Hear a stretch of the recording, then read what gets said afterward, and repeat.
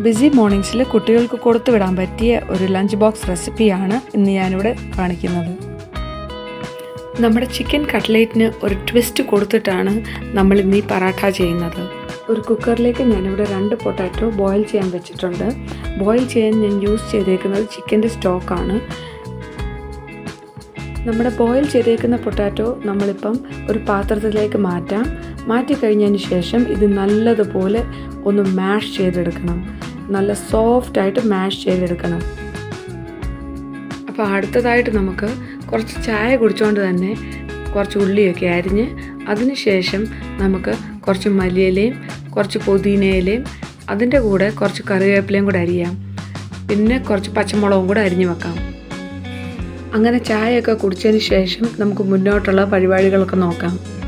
അടുത്തതായി നമുക്ക് അതേ കുക്കറിലേക്ക് കുറച്ച് എണ്ണ ഒഴിക്കാം. എണ്ണ ഒന്ന് ചൂടായി വരുമ്പോൾ നമ്മൾ കട്ട് ചെയ്ത് വെച്ചേക്കുന്ന സവാള ചേർക്കാം.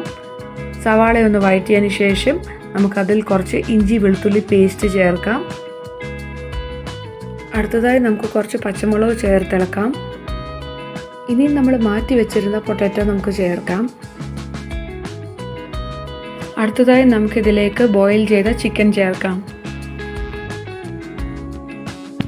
എല്ലാം ഒന്നുകൂടെ ഇളക്കിയതിന് ശേഷം നമുക്കിതിൽ സ്പൈസസ് ചേർക്കാം. ഇതിൽ കുരുമുളക് പൊടി, ഗരം മസാല പൊടി, പിന്നെ പെരിഞ്ജീരക പൊടിയും കൂടെ ചേർത്ത് മിക്സ് ചെയ്യാം. അടുത്തതായി നമ്മൾ കട്ട് ചെയ്ത് വെച്ച മല്ലിയിലയും പുതിനയിലയും കറിവേപ്പിലയും കൂടെ ചേർത്ത് നമുക്ക് ഇളക്കി മിക്സ് ചെയ്യാം. അടുത്തതായി നമ്മളൊരു ചപ്പാത്തി പരത്തി അതിൻ്റെ നടുക്ക് ഈ ഫില്ലിംഗ് നമുക്ക് നിറച്ച് വെക്കാം. ശേഷം അതിൽ കുറച്ച് ചീസ് വേണേൽ ചേർക്കാം. അത് ഓപ്ഷണലാണ്, നിങ്ങൾക്ക് വേണേൽ ചേർത്താൽ മതി. എന്നിട്ടെല്ലാം നമുക്കൊന്ന് ഫോൾഡ് ചെയ്ത് നല്ലോണമൊക്കെ പ്രസ് ചെയ്തിട്ട് നമുക്കിത് നല്ലൊരു ചപ്പാത്തി പോലെ പരത്തിയെടുക്കാം. 2 സൈഡും ഫ്ലിപ്പ് ചെയ്ത് വേവിച്ചതിന് ശേഷം നമുക്ക് നെയ്യ് വരട്ടാം. അടുത്തതായി ടിഫിൻ ബോക്സ് പാക്ക് ചെയ്യുന്നതിൻ്റെ ടൈം ആയിട്ടുണ്ട്. അപ്പോൾ ഞാനിവിടെ ആപ്പിൾ കൊടുത്തു വിടാൻ വേണ്ടി കട്ട് ചെയ്യുകയാണ്. ഇത് ഷോർട്ട് ബ്രേക്കിന് വേണ്ടി കൊടുത്തു വിടാനാണ്. അടുത്തതായി ലഞ്ചിന് വേണ്ടി ഞാനിവിടെ പറാഠ പാക്ക് ചെയ്യുകയാണ്. പറാഠയുടെ കൂടെ കഴിക്കാൻ വേണ്ടി ഞാനിവിടെ ടൊമാറ്റോ കെച്ചപ്പാണ് വെച്ചേക്കുന്നത്. എല്ലാവരും ഈ റെസിപ്പി ഒന്ന് ട്രൈ ചെയ്ത് നോക്കണം.